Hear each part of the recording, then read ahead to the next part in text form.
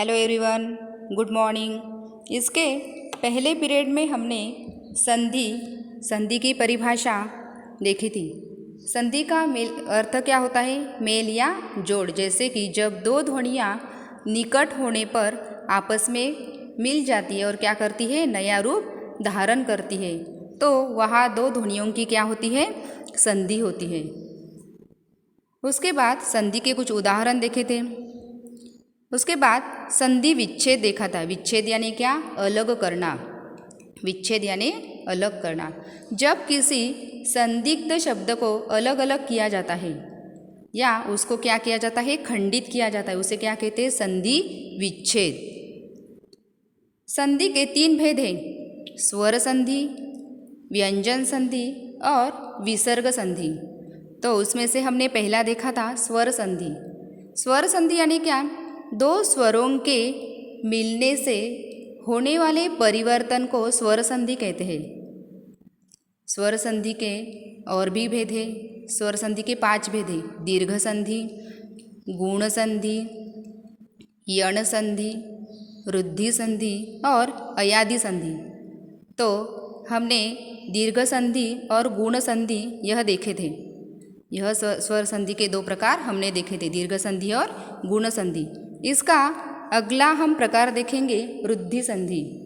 तो रुद्धि संधि यानी क्या?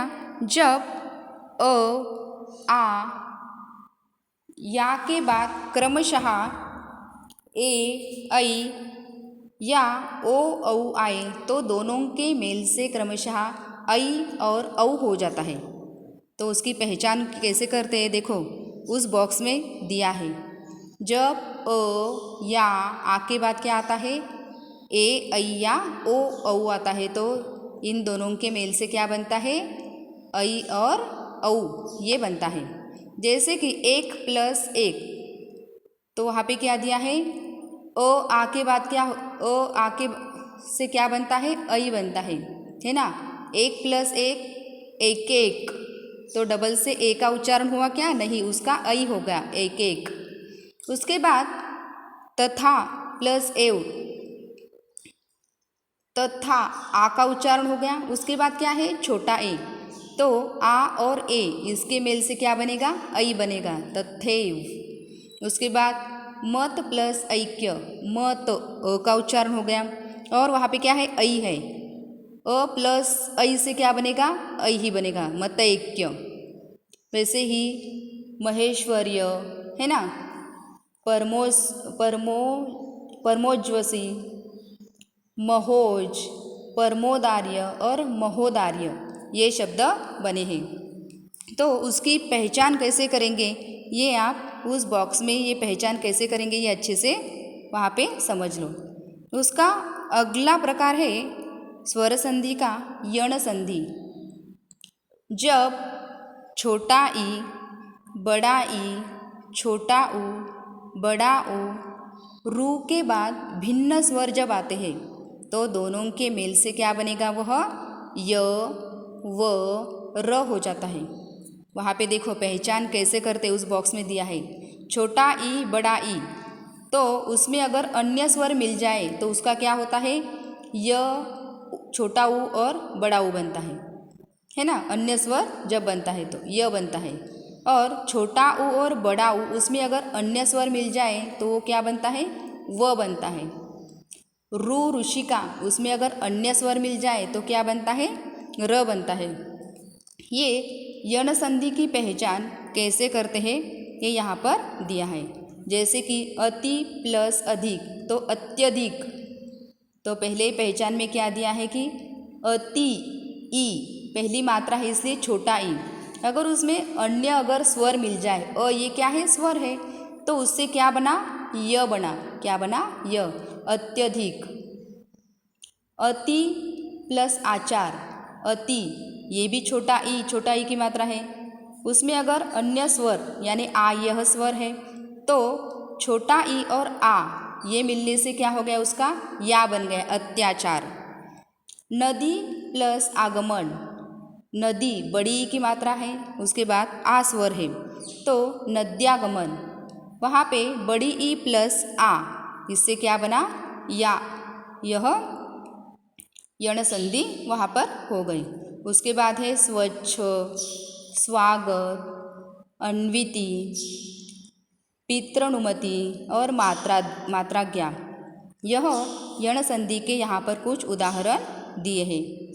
उसके बाद स्वर संधि का पांचवा प्रकार है अयादि संधि। अयादि संधि की पहचान कैसे करते हम देखेंगे। यदि ए, ऐ, ओ, औ स्वरों का मेल दूसरे स्वरों से हो, ए, ऐ, ओ, औ ये जो स्वर है, इन स्वरों का मेल दूसरे स्वरों से हो तो दोनों के मेल से वह क्या बन जाता है? अय, आय, आई, अति, अव और आव बन जाता है। उसे क्या कहते हैं? अयादि संधि। और ये अयादि संधि की पहचान कैसे करते हैं? ए, ऐ, ओ, औ ये स्वरों का मेल अगर दूसरे स्वरों से मिल जाए तो उससे क्या बनता है? अय, आय, आई, अति, अव और आव बन जाते। जैसे कि ने प्लस अण, इससे क्या बनेगा? नयन। तो वहाँ पे ने, यहाँ पे क्या है? एक ही मात्रा है, प्लस अ यह स्वर है। तो इन दोनों के स्वर, इन दूसरे स्वरों का मेल दूसरे स्वरों से अगर मिल जाए तो उससे क्या बना? अय बना। गई प्लस अ क, गई यानी ऐ की मात्रा है, बाद में अ यह स्वर है, उससे क्या बना? आय। गई प्लस इका, गायिका।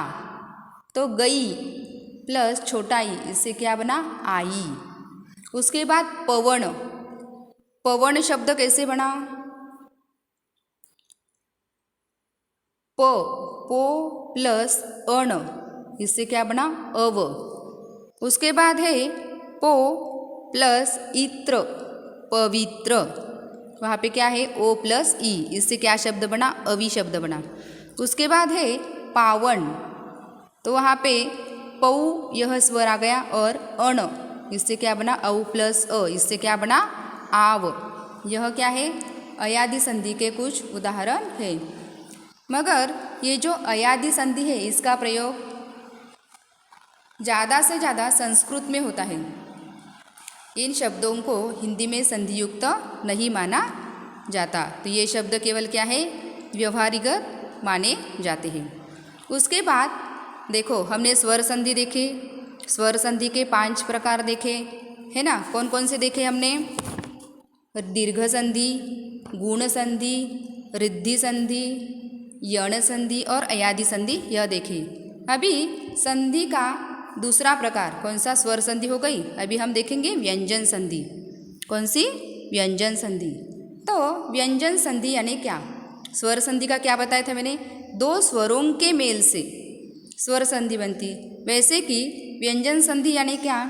व्यंजन के बाद स्वर या व्यंजन के आने से, अगर कोई व्यंजन है उसके बाद अगर स्वर या व्यंजन दोनों में से अगर कोई भी आया तो क्या होता है? उसमें परिवर्तन होता है। उसे क्या कहते हैं? व्यंजन संधि। व्यंजन के बाद स्वर या व्यंजन के आने से जो परिवर्तन होता है उसे व्यंजन संधि कहते हैं। जैसे कि देखो वागीश, तो वागीश शब्द क्या कैसे बना?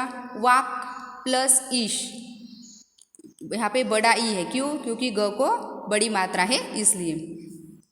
तो वाक, वहाँ पे क्या है? क, यह क्या है? स्वर है कि व्यंजन है? व्यंजन है। तो उसके बाद क्या आएगा? आया बड़ा ई। तो व्यंजन के बाद स्वर आया, इसलिए यहाँ पे क्या हो गया? गी हो गया। क्या हो गया? गी। क प्लस ई, इससे क्या बना? गी बना। तो क्या शब्द ना? वागीश।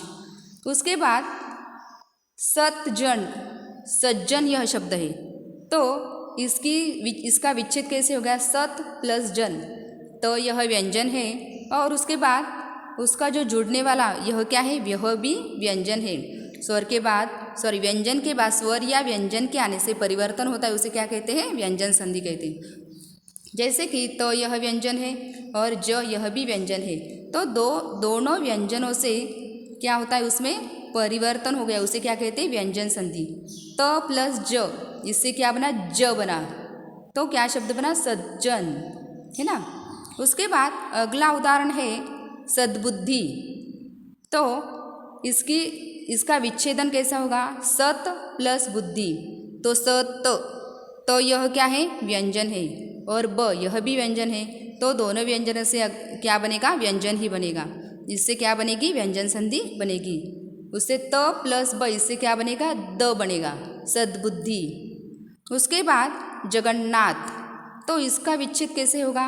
जगत प्लस नाथ, जगत तो यह व्यंजन है, उसके बाद न यह भी व्यंजन है, तो त प्लस न, इससे क्या बनेगा? न, जगन्नाथ। ये क्या हो गए? व्यंजन संधि और व्यंजन संधि के कुछ उदाहरण। व्यंजन संधि यानी क्या? व्यंजन के बाद स्वर या व्यंजन के आने से जो परिवर्तन होता है उसे क्या कहते हैं? व्यंजन संधि कहते हैं। संधि का अगला प्रकार हम देखेंगे विसर्ग संधि।